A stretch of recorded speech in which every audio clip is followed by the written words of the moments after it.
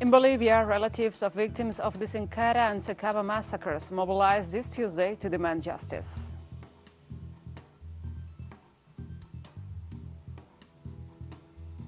Guatemala's riot police regained control over the Congress facilities after armed former members of the military stormed the Congress on Tuesday, preventing some lawmakers from leaving the building.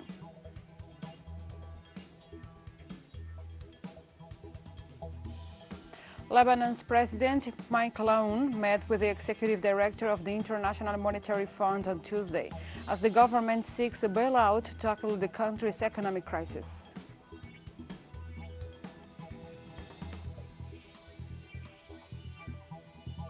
From the headquarters of Telesur English in Havana, Cuba, this is From the South. I'm your anchor, Gladys Quesada, and these are the news. We begin this news brief in Bolivia, where relatives of the victims of the Senkata and Sacaba massacres mobilized this Tuesday to demand justice. Social movements and human rights defenders joined the 200-kilometer march from the town of Caracollo to La Paz to demand the legal proceedings advanced for the conviction of former de facto President Janine Áñez and the other figures responsible for the acts of violence perpetrated in 2019 in the context of the coup against the government of Evo Morales. The demonstrators denounced delays in the process and demand the imprisonment of all those responsible. They also called to observe the recommendations of the interdisciplinary group of independent experts of the Inter-American Commission on Human Rights, which in a recent report confirmed the massacres left at least 38 people dead and over 100 wounded, and a proposed reparation for damages.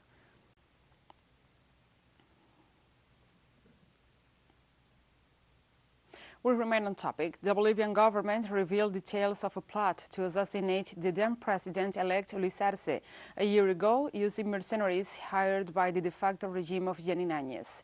Some of the same mercenaries went on to participate in the assassination of Haitian President Jovenel Moïse. Our correspondent, Freddy Morales, brings us the details. 2 months ago, a conversation was released between the defense minister of the de facto government, Fernando López, and the contact of a company from the United States that provides mercenaries. The message of the struggle is that they want to replace the Bolivian armed forces and police with Cuban and Venezuelan militias. This is the final straw. This is what is going to allow Bolivia to really rise up again and not allow the Arce government.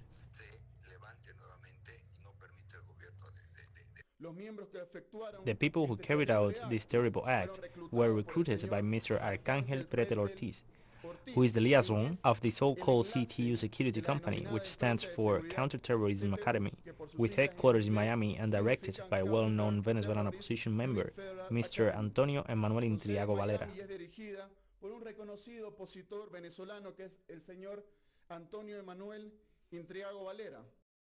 During the investigation, contracts of Colombian and U.S. mercenaries, who were offered $125,000 per year, as well as a transportation, weapons, housing, and even health and dental insurance, were seized.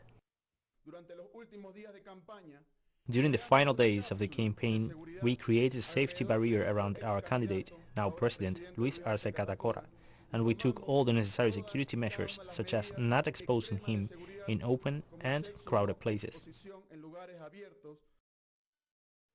At least 5 hitmen were in La Paz for about a week between the days before and after the election of October 18, 2020. All of them were part of the group that assassinated the president of Haiti afterwards. For his swearing-in ceremony, we placed security details around Murillo Square to ensure his safety even inside the Plurinational Legislative Assembly, because we believed that this assassination could be carried out on his assuming office. President Luis Arce confirmed that an attempt was made against his life and responded to what he called the criminal right wing with a quote from socialist leader Marcelo Quiroga Santa Cruz, when he proposed to persecute dictator Hugo Banzer.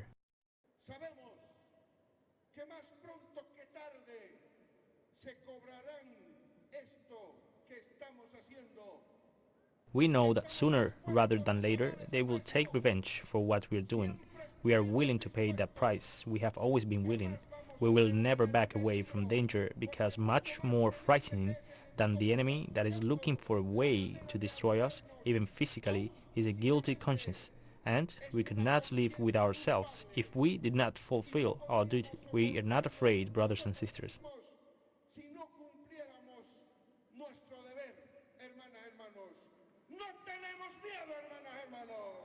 The contact person for hiring the mercenaries is a 51-year-old Bolivian who was imprisoned in Santa Cruz for a series of crimes and has been transferred to the maximum security prison in La Paz. It was announced that authorities will seek the extradition of the mercenaries who were imprisoned in Haiti for assassinating the president of that country and who appears in the Bolivian assassination plot. Telesur, Bolivia. Thank you, Freddy, for this report. Now we continue. A Colombian journalist kidnapped, raped, and tortured by right-wing paramilitaries has celebrated the decision of the Inter-American Court of Human Rights, which ruled that the Colombian state was responsible for the crime. Journalist Ginette Bedoya said the ruling was historic. The Inter-American Court of Human Rights ruled Monday that the acts against Bedoya could not have been carried out without the consent and collaboration of the Colombian state, or at least with its tolerance. The journalist was working for the El Espectador newspaper investigating a weapons smuggling ring when she was abducted and also attacked by far-right paramilitaries in the year 2000. Seeking justice, she claimed the state, including an influential police chief, was complicit in her abduction. The court, whose decisions are definitive and unappealable, ordered Colombia to punish those responsible for the acts of violence and called for other measures, including training for security forces focused on violence against women. Colombia remains one of the most dangerous countries in the world for journalists.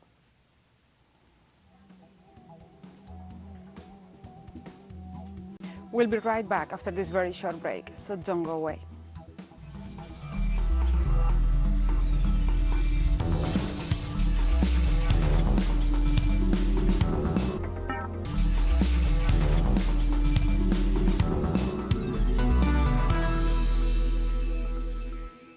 Welcome back.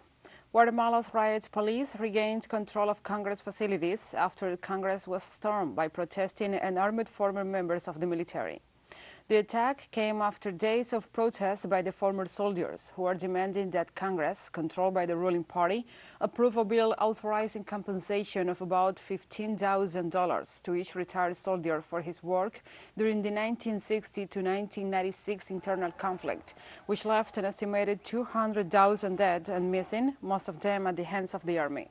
A group of hundreds of demonstrators, some armed with sticks, machetes, or other objects, broke through a middle gate and forced their way into a parking lot of the parliament.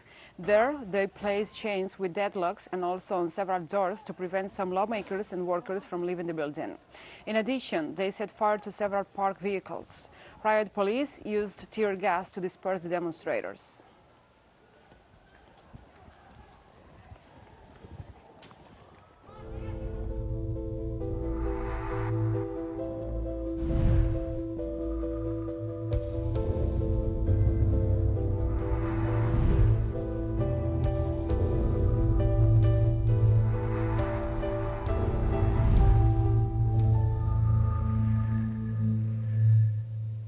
Now we address other topics. Mexican health authorities have reported on the evolution of the COVID-19 epidemic in the country, noting they are in the final stage of a third wave. We have more details in the following report by our correspondent, Eduardo Martinez. Mobility on the streets of Mexico City has gradually recovered and will continue to do so after authorities reported changes in the epidemiological indicator to green, which represents a significant reduction in viral transmission. I feel that some measures are in place in different establishments, but depending on the place in question, it is insanitary. Many people could get sick again. The reason why I do not feel safe is that during the red indicator, there were already a lot of people on the streets. Now with the green indicator, there will be many more people and COVID will return. Despite the change, the authorities appeal to the residents of the country's capital to maintain the health measures to avoid an increase in the contagion of the coronavirus, which has resulted in 3.5 million confirmed cases and 283,000 deaths related to the disease in the country. Those responsible for managing the health emergency explained that the reduction in cases and hospitalizations suggests that the third wave of contagion is coming to an end. Let us remember that we have already had reductions of approximately this scale of 11 weeks, and, as you can see, at this moment the incidence of cases is lower than the lowest level we had between the first and second wave. If this is sustained for the following weeks, we will surely be at the absolute lowest level of the epidemic. To date, the country has received 130 million doses of 7 different vaccines to fight the coronavirus. 77% of adults over 18 years of age have received at least one dose. President Andrés Manuel López Obrador insisted that the World Health Organization speed up the approval of all vaccines that have been proven to be effective in fighting COVID. It cannot be that they do not approve them. It would be very unlikely because we are talking about health. We are not talking about political or ideological issues. So I hope that when the letter arrives, they will consider it and resolve the issue. Meanwhile, the goal of immunizing the entire adult population by the end of October is unchanged, and vaccination of minors between 12 and 17 years of age with chronic diseases has already started in some states. Eduardo Martínez, Telesur, Ciudad de México. We thank you, Eduardo, for this report. Now we continue. Mexican President Andrés Manuel López Obrador on Tuesday accused the World Health Organization of inefficiency for the delay in authorizing vaccines used in the Latin American country.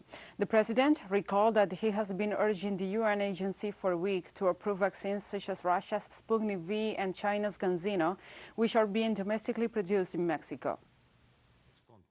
It is, with all due respect, an efficiency, and we have been saying it for a week now, and there is no response. We do hope that they will soon resolve it. They can do it in 72 hours. They have been at this for a long time, and there cannot be any political or ideological justification for it.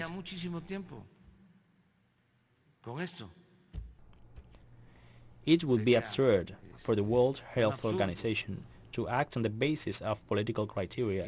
I think it is more like idleness. So let's remind them.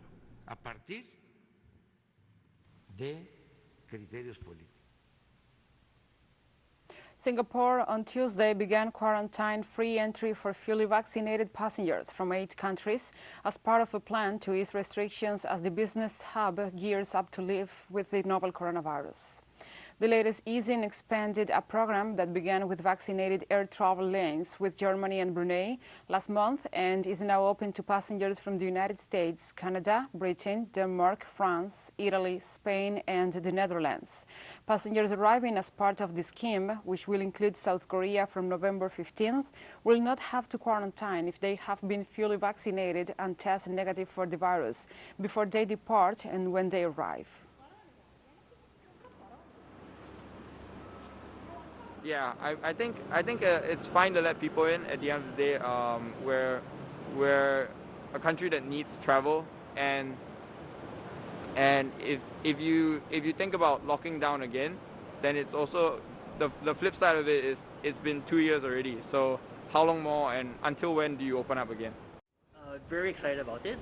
I think the past 2 years have been much uncertainty, and we're all bored out of our minds. I think as Singaporeans, most of us do live a pretty international, global life. Like we go traveling every other month or so, and not being able to travel for the last 2 years have been quite painful. I think we're all kind of going crazy now.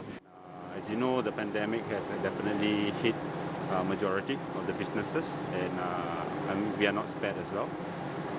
So that means more tourists into an area like ours, and definitely there'll be more opportunities to increase footfall into the venues. And we have more stories coming up after this final short break, so stay with us.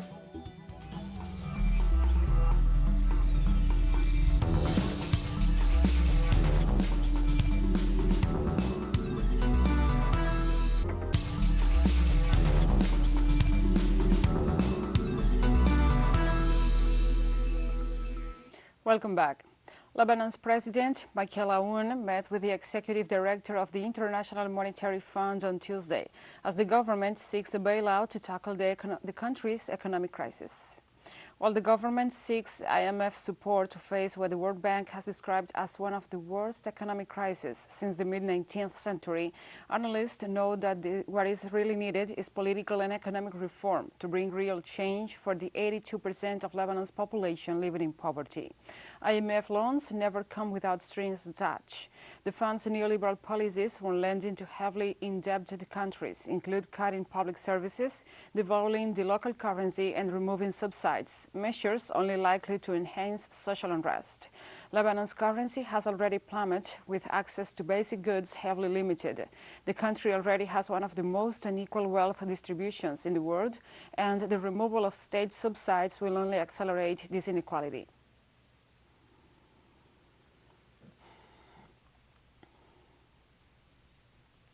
Swedish Foreign Minister Ann Linde met with her Palestinian counterpart Riyad al-Maliki in the West Bank city of Ramallah on Tuesday, a day after her first official visit to Israel in a decade, following 7 years of rocky ties after Stockholm recognized Palestine. Since its recognition of the State of Palestine in 2014, Sweden has had a difficult relationship with the Israeli regime. However, the thaw in relations does not call into question Sweden's recognition of Palestine. As the foreign minister underlined, the decision was also about wanting a two-state solution and to make the parties less unequal in the peace negotiations. About 140 countries have already recognized the Palestinian state, including 8 in the European Union. Linde was also said to meet with the President Mahmoud Abbas, as well as the head of the Palestinian government. Already announced position of the Israeli government not to engage in negotiations with the Palestinian Authority, the Palestinian leadership, the rejection of the establishment of an independent Palestinian state, rejection to the two-state solution. Of course, we do welcome any role that Sweden would like to play in order really to bring the two positions closer to each other and to see possibilities for resumption of any negotiations. I have underlined Sweden's and the EU's continued commitment to a negotiated two-state solution based on international law, which ends the occupation, gives security to both Palestine and Israel, resolves the final status issues, including Jerusalem as the capital of both Palestine and Israel. And 10 years after the NATO-led intervention in Libya and the assassination of its leader Muammar Gaddafi, the country remains immersed in violence and instability. A year-long ceasefire and the UN-led peace process have barely repaired over the deep divisions in the North African country. Since Gaddafi's brutal killing, Libya has fractured along regional and ideological lines, with an assortment of mafia-like militias and their foreign backers vying for control of the oil-rich country. While international powers place hopes in the upcoming elections as a means of ensuring stability, residents in some areas remain loyal to the memory of Gaddafi and reject what the past 10 years has meant for the country.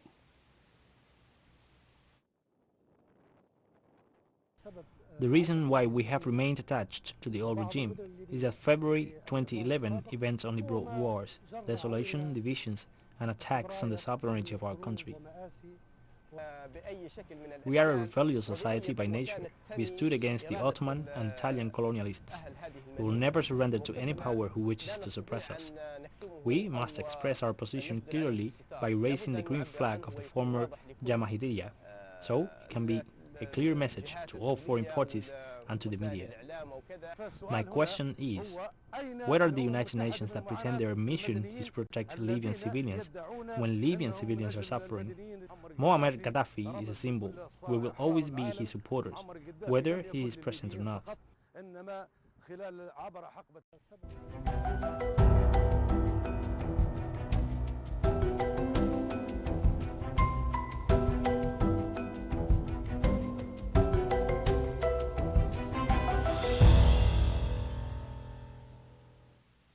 Now we move on to other topics. In Brazil, a street artist has used the ashes from the scorched Amazon rainforest to create a giant mural in Sao Paulo, hoping to raise awareness of climate change and human destruction of the environment. Tired of seeing the rainforest destroyed, the Brazilian street artist Mundano decided to let nature speak for itself. The giant 1,000 square meter fresco, titled The Forest Firefighter, featuring a heroic figure who is helpless in the face of a raging fire, was inaugurated on Tuesday. Mundano, aged 36, collected 200 kilograms of ashes from different areas affected by fires to create a mural on a building close to Avenida Paulista, the main avenue running through Brazil's largest city. The artist hopes his mural will raise awareness among Sao Paulo residents about the vast fires that ravage Brazil's precious ecosphere every year, which have only grown under the far-right administration of Jair Bolsonaro, also supported by the agribusinesses, logging and mining lobbies.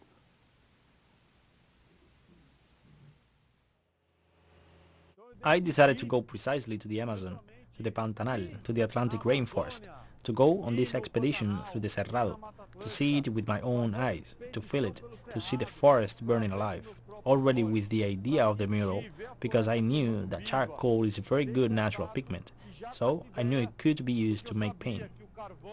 The fires are invisible to everyone, they are very far away in the Amazon, so the idea is to bring the firefighters, to bring the fires, to bring the ashes of the biome, to create a contact, for people to create a little more empathy, to want to understand a bit more about this process. So, it is a protest and a tribute to all the firefighters. And we have come to the end of this news brief. But remember, you can find these and many other stories on our website at telesurenglish.net. And also, if you feel so inclined, please join us on social media for all the latest news. We are on Facebook, Twitter, Instagram, and Telegram. For Telesur English, I'm Gladys Quesada. Thank you for watching.